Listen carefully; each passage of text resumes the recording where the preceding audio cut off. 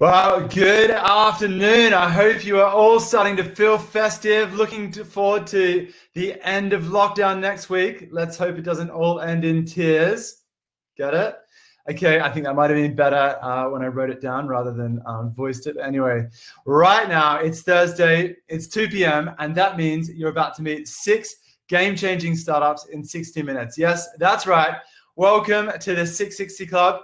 This is designed to give you a fast, no friction access to startups who are pioneering the future of the industry. And this is your chance to also share insights with other industry leaders. Today, we're going to be continuing our journey, exploring the future of mobility, and we've got a great lineup for you today. I'm Jeremy Bassett. I'm CEO of CoCubed, and at CoCubed, our approach to digital transformation is to connect mobility leaders with startups from around the world that are driving the industry forward. Here's a 30-second overview of what we do.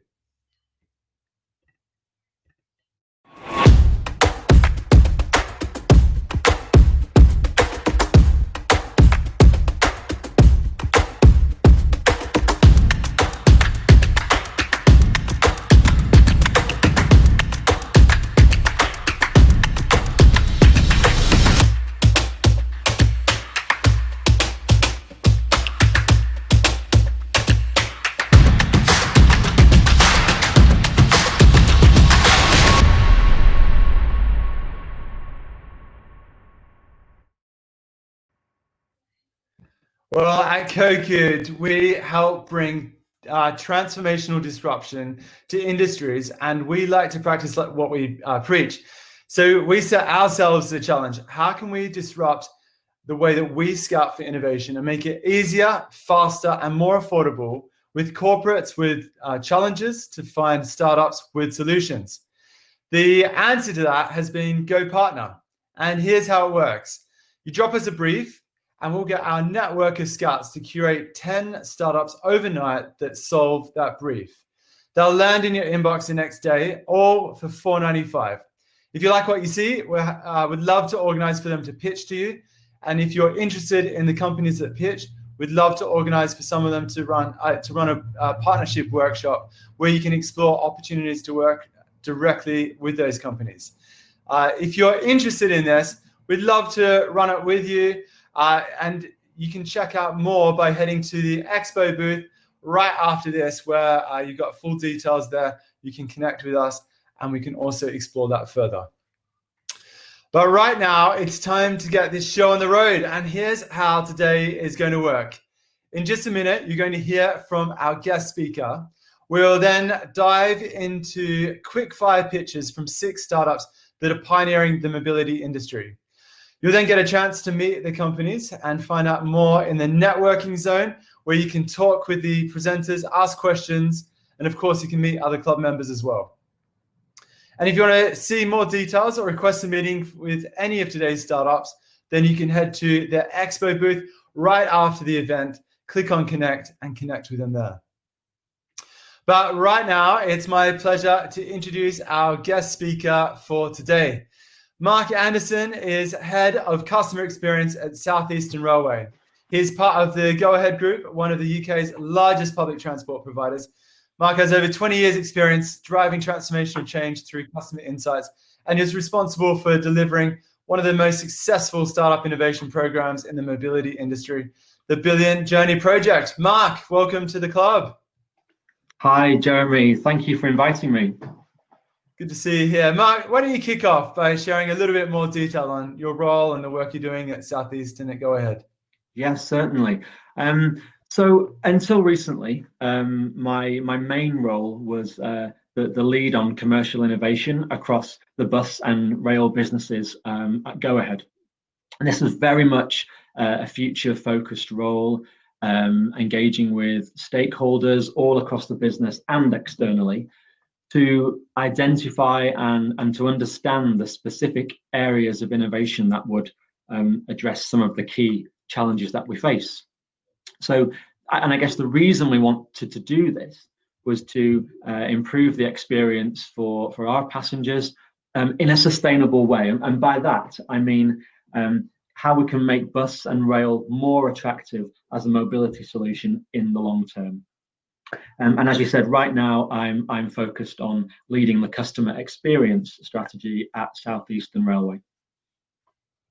Interesting. So I love this vision of like really looking to improve the customer experience to drive sustainable shift into public transport. Billion Journeys has obviously been a key part of that. It's been running for 3 cohorts now. Can you give us a little bit of background on the background to Billion Journey project, why it was set up, how it works, and what's it delivered to Go Ahead? Certainly. So I guess from the beginning, we set the Billion Journey project up because we really wanted to challenge ourselves and to introduce fresh thinking, I guess new perspectives into the business. So initially, we really wanted to meet and find ways to partner with startups. That was our main priority. But as the program developed, we got better at articulating what our challenges actually were, and then seeking out partners who could specifically help with those challenges. So with Billion Journey Project 3, which was the most recent program that we run at the back end of last year into 2020, we identified 7 or 8 specific challenge statements that were affecting us at the time. And they were things from improving the experience on board our buses and trains, through to improving punctuality, which is always the main priority for passengers. We also looked at how we might better engage with our colleagues, and how we might develop new solutions around climate change and air quality. So quite a big variety of challenges that we put to the Billion Journey project. So I guess how this works is that we then scouted for startups and scale-ups with potential solutions to those challenges and invited them to pitch to join a 12-week program. Once we had the 10 startups that came into the program, we paired them with a particular business within Go Ahead and challenged them with developing a proof of concept. And to support them, to enable them to do that effectively, we provided them access to data, to customer insights, and to experts within our own business who could help get that proof of concept off the ground. The program, as I said, it was a 12-week program. It culminated in a showcase event where the startups could pitch their proof of concept to senior leaders across the business. And we made a number of awards on the day to celebrate the great work that had been done during the program. But importantly, it was also a great opportunity for networking and to enable more conversations to take place. And in fact, a number of the startups in Billion Journey Project 3 have gone on to deliver more trials across our business. So that's how it works in a nutshell. Yeah, cool. And I mean, it has delivered amazing impact over the cohorts and including the last one to the industry, to Go Ahead, and importantly, as you said before, to the passenger. But also a lot's changed since we started these programs as well. The impact of COVID on mobility has been massive. And over the last few months, we've heard from Hyundai looking at the impact that COVID's had on the automotive industry. Last month, we talked to Airbus and the impact that they've experienced on aerospace. But when it comes to public transport, I mean, the impact has been profound. What's been the key impact on Go Ahead and public transportation? Well, you're absolutely right. It's been a transformational period for the whole public transport sector. You know, I think we were just at a point where bus and rail were beginning to be recognised for reducing congestion in cities and improving air quality, and suddenly we're faced with really significant travel restrictions. But let's not forget that, you know, buses and trains have continued to operate throughout the pandemic to support key workers. So the big challenge for us now is how we support the return to work and leisure time and encourage people back to public transport. And so we've been listening really closely to passengers, both active users and those that are working from home. And our insight shows us that there are some really distinct changes in priorities. So punctuality was always the number one concern, and I think that's always going to be the case. But what's interesting to me is that a new priority around cleanliness and safety. And so we're really working hard to understand how we meet those expectations. And I imagine they're not yet set. That's one of those things that's going to keep growing as this situation we're in continues its course. Absolutely. Absolutely. And as you look forward, Mark, what do you see as the big innovation challenges for public transport operators to embrace a post-COVID world? I mean, I think there are a great many challenges. The things that I'm really interested in are around passenger comfort, and that's in terms of physical comfort necessarily, although that's hugely important. It's also about the comfort of being in control of your journey, whether that's through real-time information or data about seat availability. I think those kind of things are going to play into the customer experience agenda. I think the role we play in the green recovery, I think, is vital, as is the ways we can talk about improved health and well-being outcomes through public transport and active travel. I think these are just some of the challenges that we face, but there's huge opportunities here, and I think I think that this period of transformation is going to be one that breeds a lot of fresh innovation. Yeah, absolutely. It's kind of like the kickstart of a whole new era of travel and mobility, doesn't it? In many ways. Yeah, I really believe so. Yeah, look, Mark, thanks so much for joining. Unfortunately, that's all we've got time for right now. But thank you for your insights. And now it's time to dive into the pitches. And what a lineup we have for you today. You're about to hear from startups who are tackling congestion and pollution, through to helping you plan your next road trip and everything in between, solving a lot of the challenges that Mark just talked about, to be quite honest. These pitches are intentionally fast and furious, 2 minutes each, and they're designed to give you a short introduction to each company.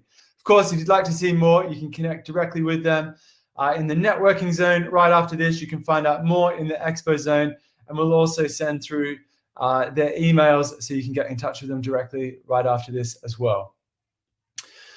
But on to our first pitch. So when passengers use public transport, they don't really care about how far away something is. They just care how long it takes to get there. So here to tell us more about why minutes matter than miles, from Travel Time, please welcome Peter. Peter, over to you. Hey, Jeremy, thank you very much indeed.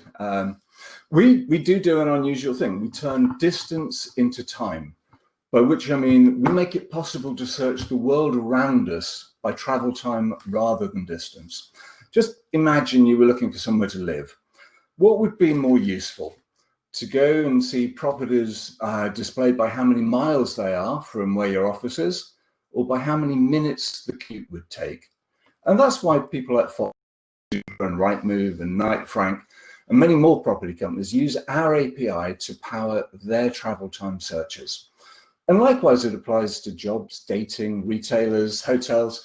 Whenever someone is searching for a location that they're going to travel to, minutes mean more than miles. And when they find more relevant locations, what happens is they convert. They visit the property, apply for the job, go to the restaurant. Typically 10% more conversions. Now the 70 on that slide is 70 billion. That's how many locations we ranked and sorted by their travel time in the last 12 months. The 60, well, that's how many countries we're live in. And the 50 is actually the biggest number. It's 50 milliseconds. It takes us to rank and sort 10,000 locations by travel time. To put that in context, an eye blink takes 3 times longer than that. 50 milliseconds means clients like Total Jobs use this in their core algorithm. So it's no longer a case of go there, find a job, then go off to Citymapper or Google Maps and find out what the time is and see if it's relevant. actually in the core algorithm, when you first go on the site, we've ranked and sorted every job on the fly for them. And that's what I mean when I say that we make searching the world around us by travel time possible. Now, look, I know more than most people that time is money. I think I've just used my 2 minutes. If you have time to talk to us at our booth later, that would be fantastic. Nick and I will be there, and it'd be great to talk to you. Thank you. Peter, I love this. I think big problem here. When it comes to clients, talk us through an example of how this technology has delivered value. It's a little bit like being a parent, I guess, because every child is your favorite. Let me talk about our most recent client. At 7:30 Monday evening, we went live with NHS Test and Trace. So we're actually now matching the whole of the population to their most convenient testing centre. I'd call it the best example, partly because of the scale. It's the whole of the UK population. Partly because we do it in real time, at speed, and partly perhaps just because of its plain importance. So yeah, I would say Test and Trace probably the most notable one. Phenomenal. That's huge. Well done, and congratulations in playing such an important role. That's quite a key role in helping to solve the country's biggest problem at the moment. I hope we can make a contribution. Yeah, simply that. Very cool. A good thing to do. All right, Peter, thank you so much for that pitch. We'll catch up right after this in the networking zone. And of course, if you're interested in travel time, please do check them out in the Expo zone. Okay. But we'll go on to our next startup now. So Mark mentioned the challenge of climate change and obviously the issue that the travel industry or the role the travel industry can play in solving that. A company that is bringing a solution to this space, reducing congestion and improving air quality through shared transport is Lift and Go. And from Lift and Go, it's over to Kevin. Kevin, welcome to the club. Thanks, Jeremy. Hi, everybody.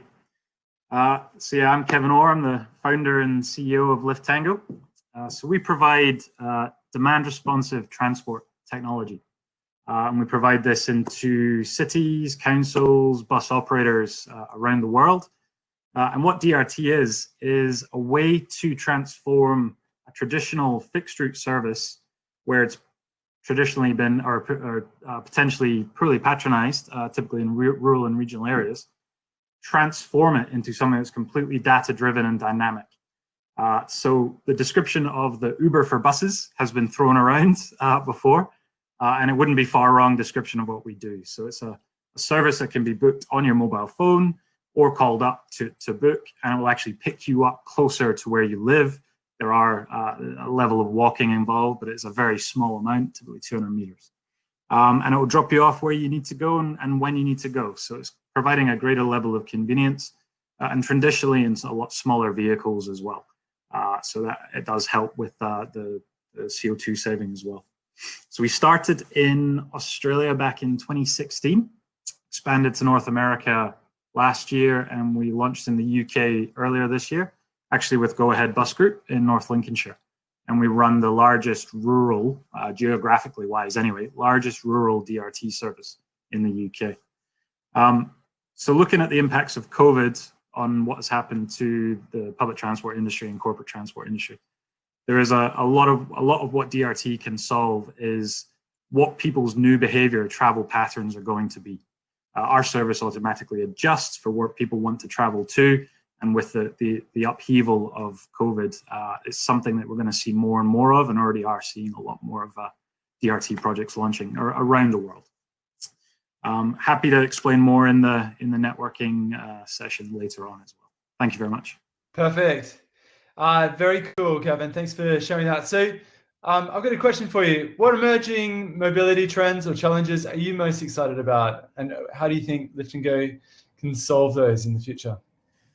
Yeah, so I mean, DRT is a solution that's been coming in for a number of years and has been adopted into public transport and corporate transport. What we're seeing is EVs coming in en masse as well. And it started with the car and it's starting with the large buses. And we're going to start seeing more of those mini buses as well coming in. So how do you incorporate, I guess, some of the complexities of EVs, the additional charge times, elevation impacts on you know, the batteries and things like that, is a hugely amazing and awesome project problem that we're looking to solve. Okay, very cool. Thanks, Kevin. We'll catch up in networking. And of course, if you're interested in LiftTango, go to the Expo Zone right after this as well, and you can find out more. So on to pitch number 3. They say a picture is worth 1,000 words, that our next company is flipping that on its head. Here to tell us why street addresses are so last year. From What 3 Words, please welcome David. David, over to you. Hi, Jeremy. Thanks very much, and pleasure to be here. So yeah, I'm David from What 3 Words. And the reason I'm here today is that we live in a world where we have postcodes and we have addresses, but those are just not perfect. And actually, most of the world doesn't even have an address. I mean, think of the nice beach where you spend some time with friends. Think of the viewpoint along a trail where you did some hike, or your favorite spot somewhere in the woods. If you think of traditional addresses in cities or urban areas, you often have also the issue that there is like a lot of duplicates. I mean, I live in Berlin. The street where I used to live before, there were 13 of them. So when you go into the taxi and you tell them the street where you want to go, you'll have a problem. And if you go also into your preferred map app and you enter a traditional address, even if you have an address, it ends up giving you a pin in the middle of the building.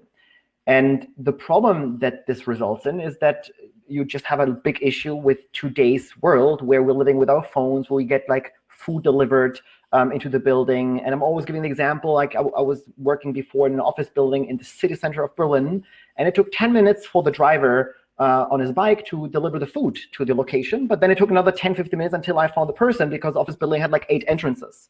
And when you have only a pin dropping in the middle of the building, that doesn't really help. And thinking of the presentation from Peter earlier, it comes down to minutes that you want to have the distance on, and not only on kilometers, because it comes down to time. And there's already a solution to this problem, which is GPS coordinates. So there is GPS coordinates, which are great. They're great when you're a machine, because they pinpoint to any place in the world. The problem is every time you have a human interacting, or human to human interacting, it's not that great. You have 18 digits, they're not human friendly, and you're not going to share 18 digits with your friend or with a food delivery guy if you want to tell them where to go.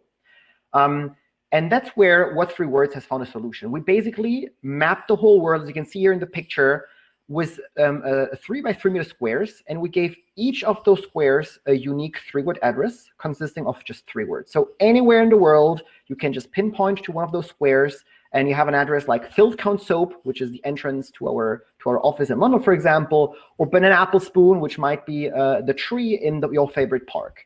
And by doing this, we're able to pinpoint every location that you can think of in the world, even in the oceans, simply by 3 words. And because they're unique, it doesn't really matter to whom you're saying them, you always end up at the right location. So this is basically then helping you with a food delivery kit I just gave. If you want to find your Airbnb, that is kind of in a remote area where they don't even have addresses. If you want to make sure that your Uber get to the right door without you, standing in the rain or finding the right entrance, or for car navigation in very general. And this is what we do. And emergency service around the world use us as well. And if there's any questions, happy to answer them now. Love this, David. I think I first saw this at Cannes Lions 3 years ago, 4 years ago, maybe. Can't remember. It was a big moment for the industry. I mean, how do I find out my 3 words? You simply go on our app or on the map site, what3words.com. And basically, we use Google even, or several different map providers. We just literally put a grid on top of the map provider. And there you can just, enter your address. You look for the exact square of your front door. And that's the one you would use for parcels or for food delivery. But if you have a house with a backyard and you want to have, your package delivered to the terrace where nobody can see from the street, then you have a different address. So that's the whole point. It's not about giving just one address. It's about having the possibility to pinpoint any specific location that you want. Okay, nice. Brilliant. Thank you, David. We'll catch up in networking. And of course, do check out What 3 Words in the Expo Zone as well. But it's time to go on to our next pitch. 3 down, 3 to go. With tourism taking a huge hit in 2020, more and more people are turning to road trips to get away. Here to make car travel more like a holiday package from Road Travel, please welcome Nikita. Hey, Nikita, over to you. hi, my name is Nikita, and I'm the founder of Road Travel. Last month, I took the North Coast 500 route in Scotland, most of which is only accessible by car. Usually, I would have to spend multiple days researching and preparing for the trip. Luckily, I had Road Travel, which helped me plan everything using our versatile trip planner in just a few hours. So I had my route on the map, a detailed itinerary for each day, multiple hotel bookings, a car rental, and a step-by-step guidance on my smartphone. The only element missing was an in-car navigation, but that is something that we are now working on. Recently, we won several startup competitions from automotive companies and received an award from the World Tourism Organization. It was the best validation of our approach to bringing simplicity to one of the most complex types of travel, which is also the most popular in 2020, according to a recent study by Expedia. We have just launched our first B2C marketplace of curated routes in Russia, where we originally started, supported by MasterCard, Volkswagen, and several other corporate partners. 500 routes from short staycations to proper road trips, and it takes just 2 minutes to choose and book everything you need for a road trip. Our platform enables thematic experiences for self-guided car travels. We work with tourism officials, travel experts, and brands to boost content creation for the global ecosystem of car travels. Road trips are among the safest types of travel during the pandemic. It takes us just a few weeks to create fantastic interactive content with your branding for a new destination. We offer various integration options, widgets, APIs, white labels. Please visit our booth or contact me for a demo video of a new in-car experience in a partnership with Cerence. It is the first step to fully autonomous road trips. Thank you. Nikita, I love this. I've got 3 kids, and road trips are becoming the new family favorite for getting away. I'm interested, though, when it comes to partnerships and launching into new markets, what sort of partnerships are you looking for? Oh, yeah. It's basically any company that can relate itself to the lifestyle of road trips, automotive companies, transportation providers, lifestyle companies like MasterCard being a good example, dealerships for experiential test drives, companies in the hospitality industry, even small businesses, small and medium businesses who want to drive traffic and bring people to their destinations. And of course, tourism officials, tourism boards, National Trust, Heritage of England, and all those kind of companies. So, brilliant. Okay, very cool. Well, thank you for coming and joining the pitches today. We'll catch up right after this in the networking, and of course, do check out Road.travel in the expo. Thank you, Nikita. All right. With almost 400,000 electric vehicles registered in the UK today, charging hubs are becoming a common sight on our streets. But in crowded urban areas, this brings its own challenges. With a space-saving solution from Urban Electric, please welcome Ollie. Ollie, over to you. Hi guys, thank you for taking the time to hear about Urban Electric today and how pop-up electric vehicle charging hubs will revolutionize electric vehicle adoption in the areas we need it most, our polluted towns and cities. So why are we doing this? I think it's fair to say there's an unsolved bottleneck to electric vehicle adoption. With cars parked at home most of the time, unsurprisingly, 80% of all electric vehicle charging today is done at home in drives and garages because it's super convenient. You've got certainty of access to charging. And of course, with all this talk about charging times, there is no wait time. You wake up to a full charge, it's magic. And of course, this is suitable for over 90% of all mobility miles, which tend to be short trips. However, a sizable proportion of urban households, at least half, do not have access to home charging because they park on street. So unless we find a suitable and convenient way to provide charging for these homes, we're unlikely to see an EV revolution in our towns and cities anytime soon.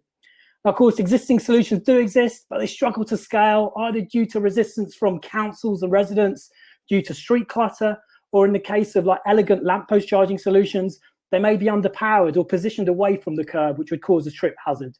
So Urban Electric, the team, we spent approximately 12 months consulting with government and councils to really understand the pain points, not only for them, but for residents, pedestrians, anyone who could be affected by infrastructure in urban spaces. And we came up with a really simple concept, an app-operated charge point that simply hides away when not in use. This is a real solution that can be rolled out today to kickstart that EV revolution in urban areas. And to close, some of you may be wondering, why is it not just in the ground? Why does it need to rise up? It is to meet safety regulations around minimum socket heights and inclusive mobility guidelines for people who may be in wheelchairs, for example. Thank you very much, guys, for listening.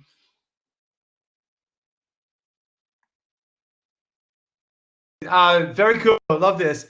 And I can see it working really well on our streets. But I'm also interested, I mean, the technology in this space is evolving really quick. Could something like wireless charging make this obsolete in a few years? That's a really good question. I mean, I think there's a lot of noise. Cars from tomorrow were wireless enabled.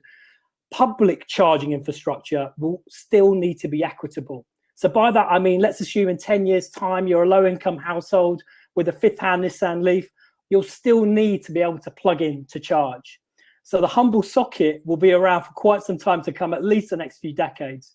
But that being said, you know, we're always keeping an eye on innovations, and wireless is something that we've already been looking at. And as and when it makes sense, we can certainly look to incorporate it, because updating the physical infrastructure, the stuff that we actually see and use to charge, is actually quite an easy thing to do. The hard bit is actually digging up the roads and the grid connections and all that kind of stuff that you need to do beforehand. So it won't be an issue to incorporate it. Okay, very cool. Thanks, Ali. We'll catch up in networking. And of course, do check out Urban Electric in the Expo Zone as well. It's time for our final pitch of the day. We've just heard a great solution for charging electric vehicles for urban residents, but what about planning longer trips? Well, helping you get from A to B with plenty of charge stations in between. From Charge Strip, please welcome Peter. Peter, over to you. Hi, Jeremy. Thank you. ChargeShip is a smart EV routing platform that makes using EVs effortless and efficient for private drivers and fleets. And we believe that the future of mobility will definitely be electric. But to get as many people into electric cars is actually quite difficult. And it's difficult because the ecosystem of driving and charging is very fragmented. And this is due to all the incompatibilities in that ecosystem and the additional variables that impact your battery, your range, and therefore also your journey. This makes EV driving actually, especially over longer distances or across country border, unpredictable and creates anxiety, and in turn creates adoption barriers. And we thought that this was a bit ridiculous. So we built an EV routing engine that can deal with all those additional variables and make driving and charging predictable. And what this means in practice is that we can calculate any route for any EV anywhere in the world in under a second, including the optimal charge stations along the way. We take into account all the characteristics of the car, its battery size, its power capacity, all your payment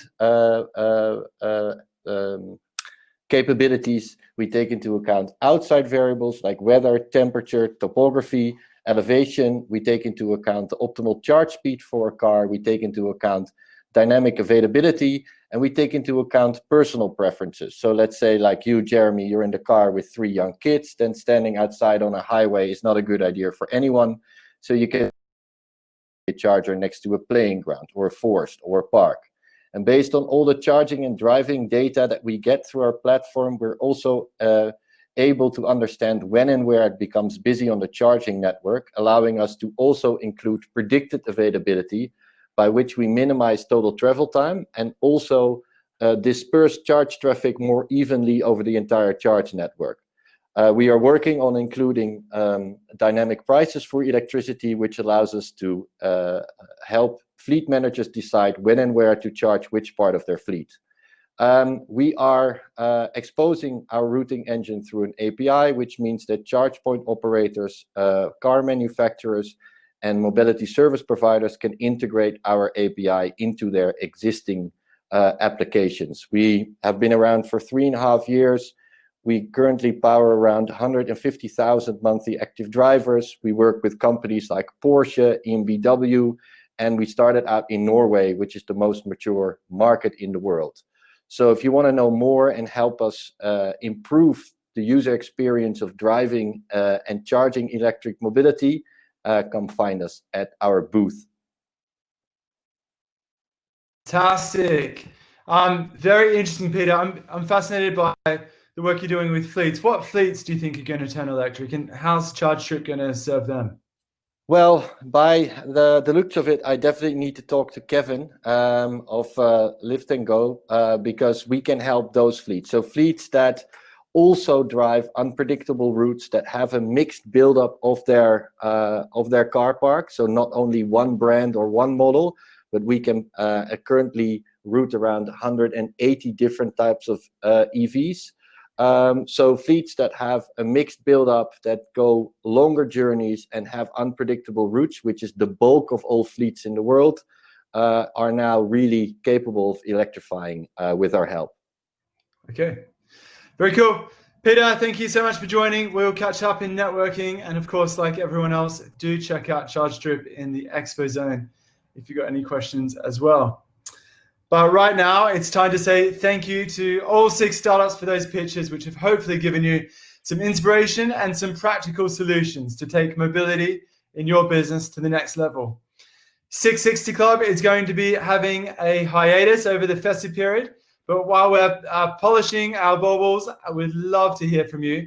We're always looking for ways to create even more relevant content, stronger connections, and to give you the exposure you need to innovation and to corporate. So tell us what you want and what else you'd like to see in 2021. I'd love to hear from you. Shoot me an email at jeremy.bassett@cocubed.com. All right, you've heard all the pitches. Now it's time to head over to the networking zone. Check out the Expo Zone where you can share ideas, ask any of our presenters questions, and tap into their expertise. Otherwise, I will see you in the networking zone where we've got these forced 2-minute rotations, which are a lot of fun. Meet with someone, share some details, and then skip to the next person. So I'll be heading there as well. And I hope to see you there. Thank you for joining, and we will see you in the new year.